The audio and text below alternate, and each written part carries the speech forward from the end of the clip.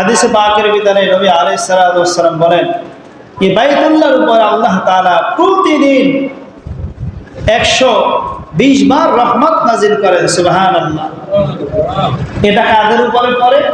বলে যে ব্যক্তি বাইতুল্লাহকে তওয়াফ করবে তার উপরে 60টা রহমত পড়বে। সুবহানাল্লাহ বলে। যে ব্যক্তি এই বাইতুল্লাহ নামাজ পড়বে সে ব্যক্তির উপরে 40 বার রহমত নাজিল হবে। যে ব্যক্তি এই বাইতুল্লাহর দিকে শুধু তাকাইবে তার উপর আল্লাহ তাআলা 20 বার রহমত নাজিল করবেন। সুবহানাল্লাহ। এই বাইতুল্লাহ যিনি না গেছেন তিনি কোনোদিন বাইতুল্লাহর মর্মতা বুঝবে না। বুঝবে বলেন? কিতাবের ভিতরে আসছে যখন মানুষ মক্কায় গিয়ে বাইতুল্লাহ দেখে, বাইতুল্লাহ দেখার সাথে সাথে দিলের পরিবর্তন আল্লাহ ঘটায় দেয়। প্রত্যেকটা মানুষের চোখের থেকে দর দর দর দর করে পানি পড়তে থাকে।